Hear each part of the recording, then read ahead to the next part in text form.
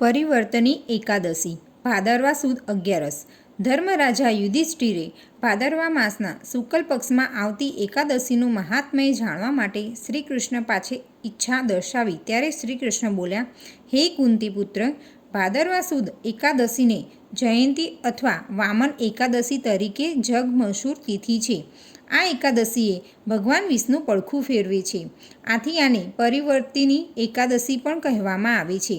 હવે તેના મહાત્મ્યની કથા હું તમને કહું છું, તે ધ્યાનથી સાંભળો. પુરાણકાળમાં બલિરાજા નામનો એક દાનવ થઈ ગયો. એ દાની, સત્યવાદી તથા બ્રાહ્મણોનું ભલું ઈચ્છવાવાળો હતો. તે કાયમ તપ, યજ્ઞ, હોમ, હવન, પૂજન કરતો હતો. તે મારો પરમ ભક્ત અને નિત્ય મારી પૂજા કરતો હતો. પોતાની ભક્તિના પ્રભાવે તેણે સ્વર્ગનું રાજ પણ પ્રાપ્ત કર્યું હતું. આથી દેવો માટે એ શત્રુરૂપ હોવાથી દેવતાઓએ ભગવાન વિષ્ણુને તેના ત્રાસમાંથી છોડાવવાની વિનંતી કરી. આથી ભગવાન વિષ્ણુએ વામન રૂપ ધારણ કરીને તેને છેતર્યો. શ્રી વિષ્ણુ વામન રૂપ ધરીને તેના આંગણે ભિક્ષા માગવાને ગયા. તેમણે બલિરાજા પાસે 3 ડગલા જમીન માંગી અને રાજાએ એ આપવા માટે વચન આપ્યું. શ્રી વિષ્ણુએ પોતાનું વિરાટ સ્વરૂપ ધારણ કર્યું અને તેમનો પગ ભૂલોકમાં, જાંઘો ભુવનલોકમાં, કમર સ્વર્ગલોકમાં, પેટ મહાલોકમાં, હૃદય જનલોકમાં, કંઠ તપલોકમાં અને મુખ સત્યલોકમાં. તેમનું આવું વિશાળ અને ભયાનક રૂપ જોતા બધા જ દેવો તેમની સ્તુતિ કરવા લાગ્યા.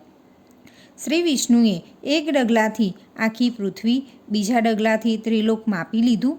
ત્યારબાદ બાકી રહેલ ત્રીજું ડગલું ક્યાં મૂકવું? આવો સવાલ બલિરાજાને કર્યો.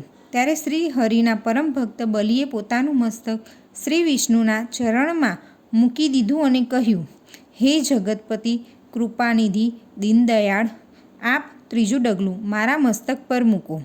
આથી બલિરાજા પાતાળ લોકમાં પહોંચી ગયા અને ત્યાં બલિરાજા શ્રી હરિના શરણે આવ્યા. એ વખતે ભગવાન વિષ્ણુએ કહ્યું, હે રાજન, તારી ભક્તિથી હું તારા પર પ્રસન્ન થયો છું. તારે જે જોઈએ તે માંગ. બલિરાજાએ 2 હાથ જોડીને કહ્યું, પ્રભુ, મને કાયમને માટે આપના ચરણોમાં જગ્યા આપો. શ્રી વિષ્ણુએ તેને કહ્યું, હું સદાય તારી પાસે જ રહીશ. શ્રી વિષ્ણુએ આ કાર્ય ભાદરવા સુદ એકાદશીના દિવસે કરેલું. તે દિવસથી શ્રી વિષ્ણુની એક મૂર્તિ બલિરાજા પાસે અને બીજી ક્ષીર સાગરમાં છે. હે રાજન, આ એકાદશી કરનારને તથા તેનું મહાત્મ્ય વાંચનાર તથા સાંભળનારને 10,000 અશ્વમેઘ યજ્ઞનું ફળ મળે છે.